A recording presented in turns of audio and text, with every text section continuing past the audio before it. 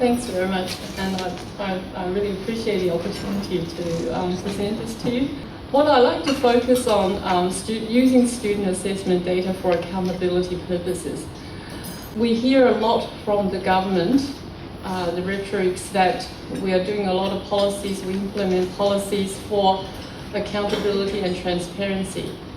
And these two words are really very powerful words, and it's very difficult to refute that it's important to have accountability in whatever we do and to have transparency. So in the United States and Australia, there are already national or statewide testing, and in the US actually it's by legislation that all children have to be tested. And in Australia in 2008, the NAPLAN test was introduced.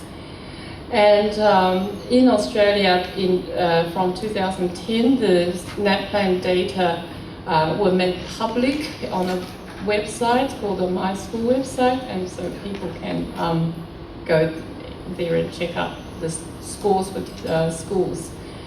The then Education Minister, Julia Gillard, and Barry McGaw, who's chair of the authority who implemented NAPLAN, openly said that parents should go to the website to look up how schools are going.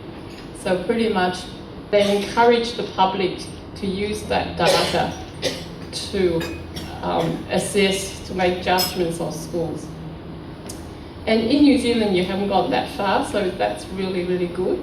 And at the moment you have reporting against national standards, but I think the concerns are now that these data perhaps in the future could also become public, and I think the ministry is not promising that they will not, they will stop reporters to make them public. So essentially I think all internationally there's a trend that student achievement data should be used as accountability measures for teachers and principals. So because very often we get a lot of statistics, and statistics are complex and they're inaccessible to the layperson, so very often people do not discuss or debate about these issues a lot. We just take we take it for granted what we are told. And Andrew Barry once said that when situations become calculable, it is taken to indicate the fact that political contestation has ended. In fact, the Prime Minister, Julia Gillard, once told a group of journalists at a press club meeting that if you want to know about NAPLAN, you can borrow my office and sit down and talk to Barry, who's an educational measurement person as well. So basically she wasn't going to answer any questions, basically saying, everything's done properly and, we've got statisticians, we've got experts who are doing this. So there isn't really an open debate about it, certainly not at the public level, because people just think things are too complicated. So I like to take a slightly different view about statistics, and that the fact that numbers are not always what they seem. So Mark Twain once said that there are three kinds of lies, and lies, damn lies, and statistics. So I'm going to give you a small example about statistics and the possible misinterpretation of data. So in a country in Europe, they found that in towns that have more storks, there are more babies. And towns with fewer storks, there are fewer babies.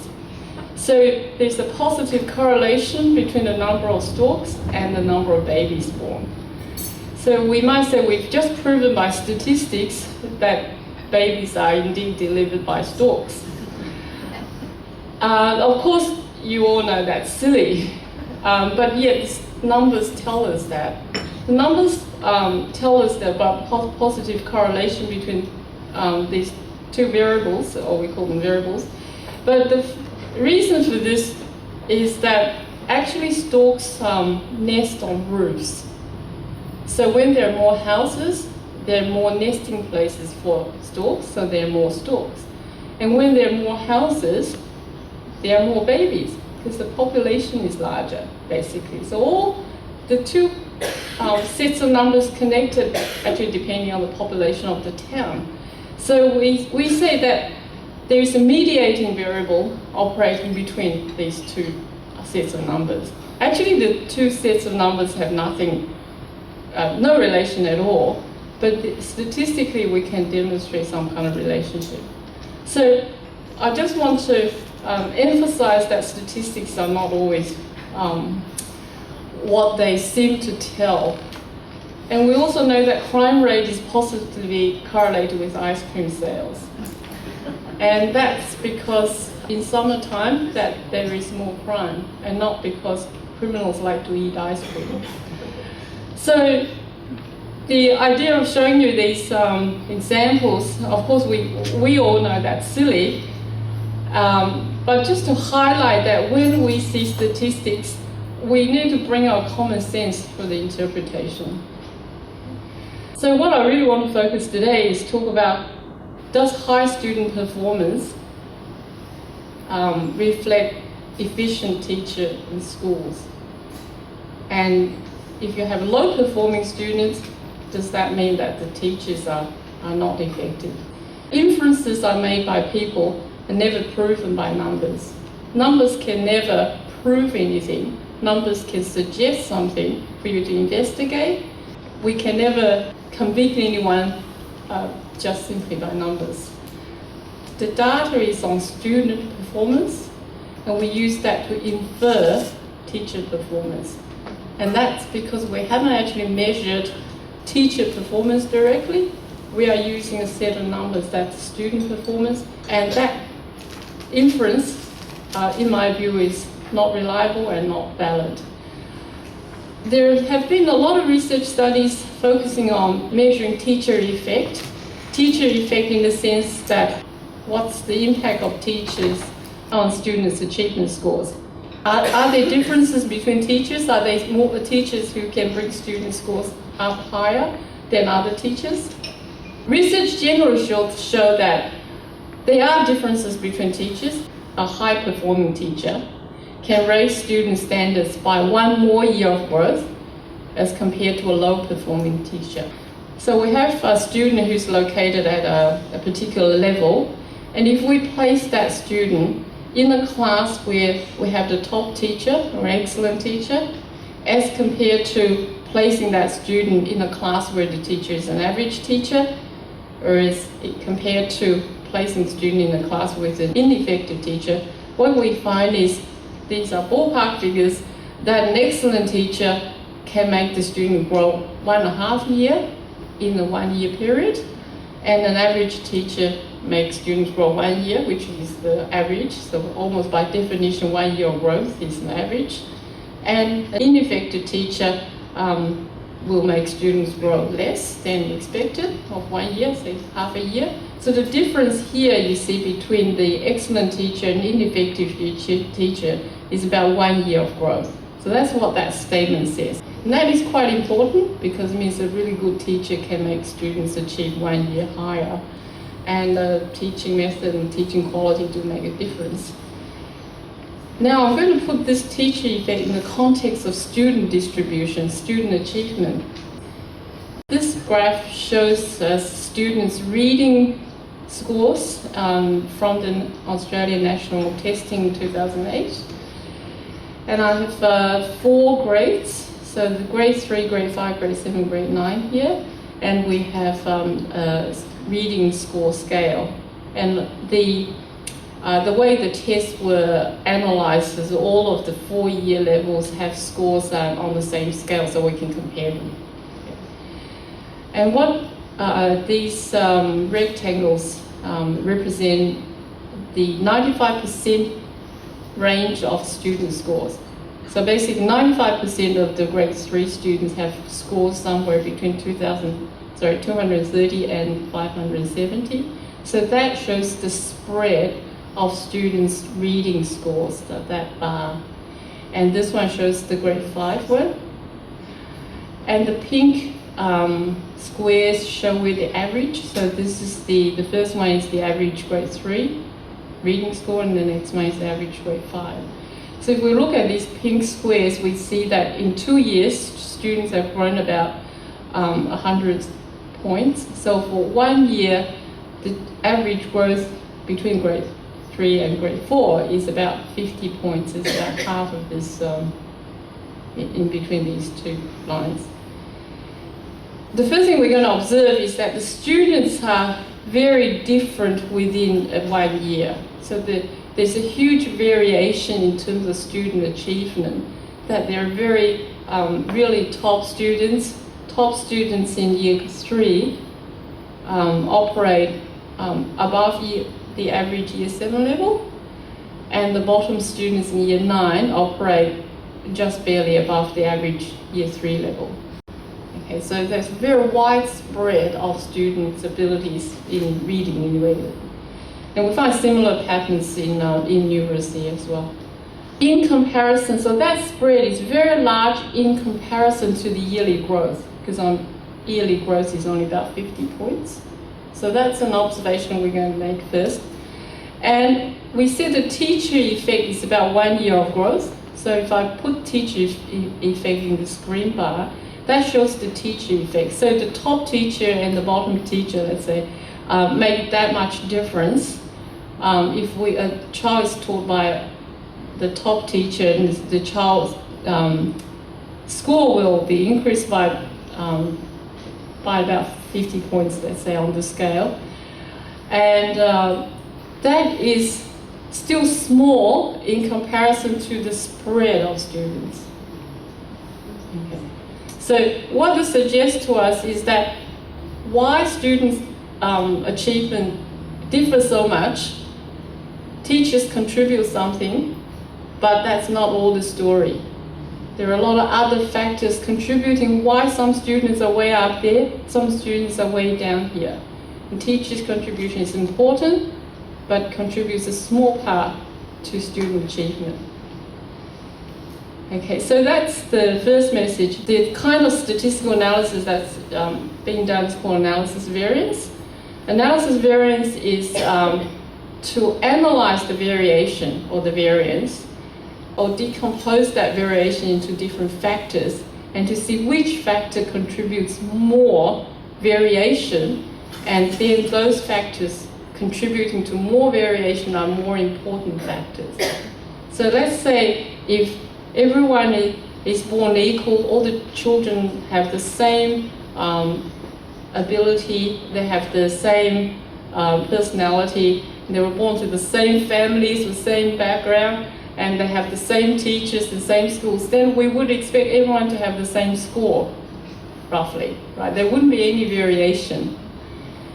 But children are not born with the same natural abilities, and they're not born with the same interests, motivation, personality.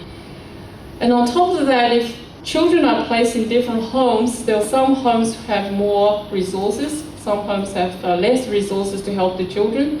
So in the end, that we find student scores are so different, and that's due to a number of factors, and each factor will contribute to some variation. Research has shown that about 10% of student scores variation is due to teacher effect. Teacher effect, in fact, is not the most important in determining student achievement scores. In fact, things like family background contributes quite a lot, and students' natural ability. So just put into perspective, if we now go and look at your class result, we say, well, that your class result reflects your teaching, and you'll have to say, well, no, there's a lot of factors contributing to my children's results, and I contribute one part of that, but that's not the largest part. It's really not valid to use student achievement result directly anyway as proxies for teacher performance. We can measure teacher effect. So the slide before that I said, teacher effect is about 1 year of growth. Well, we can measure the cohort of teachers and say within the cohort of teachers, the really most effective teacher and the least effective teachers, they differ by about 1 year of growth in terms of student growth.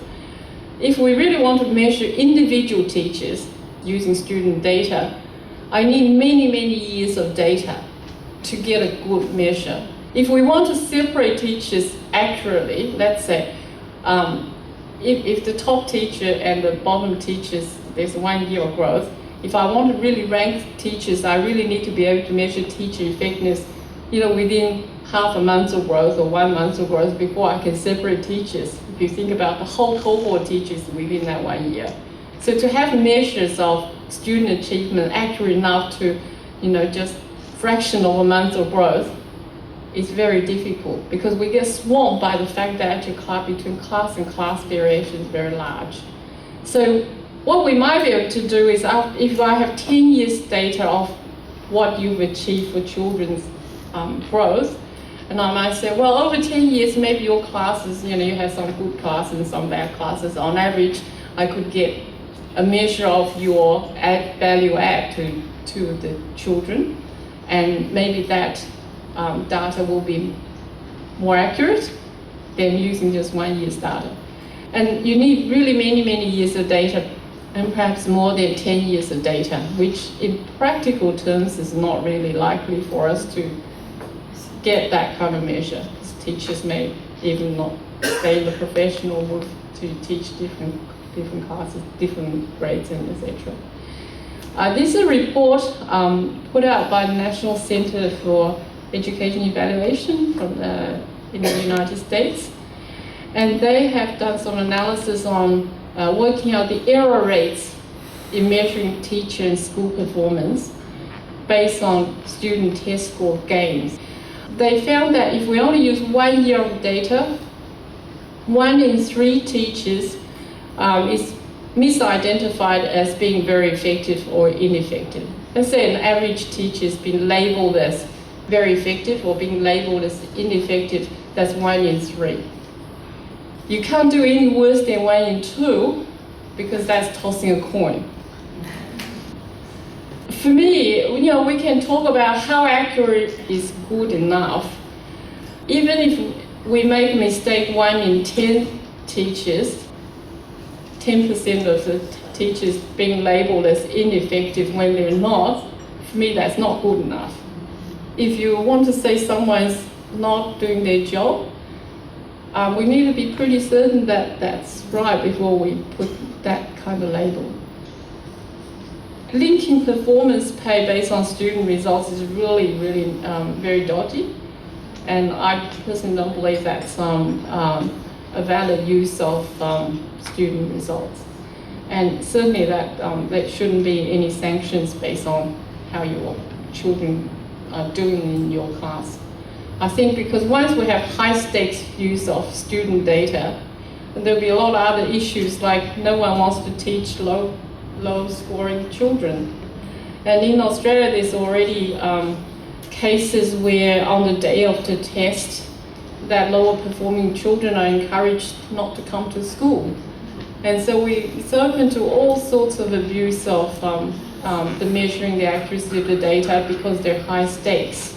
So the first message I think I like to say is that it's not valid or not possible to use student data as measures of teacher performance. The second thing I think I like to say is about, or more related to your present issues about setting targets. Some examples in your guidelines to reporting against the national standards have examples on target setting. And the one I read was, next year I'm going to bring my well below standard student up to standard. So if you see my picture here, this is basic saying you are going to set a target saying all of these kids down here, next year they're going to be at this. And given that I've talked about the average growth we expected, that's a very big ask. In fact, for me, it's really unrealistic. If you can achieve that kind of targets, like bringing all the well below and below average students to at level, in a couple of years you will not have any low achievers in New Zealand, and very soon you can change the 6 years primary school to 3 years, I think. That's the implication if you can do that. easily. So how likely is it for us to be able to bring the whole cohort up, like 1 year or even half a year? In the US, there's a NAEP, it's National Assessment Education Progress. NAEP monitors nationwide in the US of students' achievement. Over the 20-year period, from 1984 to 2004, the change in terms of effect size is very small. And I'll just put this into context for you. 0.5 is 1 year of growth. These changes show fraction of a year's growth over the 20-year period. In fact, sometimes positive, sometimes negative. So pretty much that tells us that over a 20-year period in the US, there is no change in students' reading score. So all these talks about, we can do miracles about bringing children up and reduce the tail is not consistent with what we've been finding in other countries. And if we look at PISA and we look at TIMSS, that every cycle, pretty much the student spread is the same, and very rarely that we see large changes. In fact, when we were involved in analyzing data in PISA and also in NAPLAN, whenever we find a large change, we immediately suspect something wrong with the data we collected, and not real change, because no one would think that will be credible if you look at this kind of trend. And I know it sounds terrible to tell people that, you can't do much. And I think we should probably, it's always good to have aspiration and to have all those ideas. And I'm sure, as talking to teachers, that teachers are really keen to help every child and to bring them up to as much as possible. But at the same time, we need to be realistic in setting targets and what you can achieve.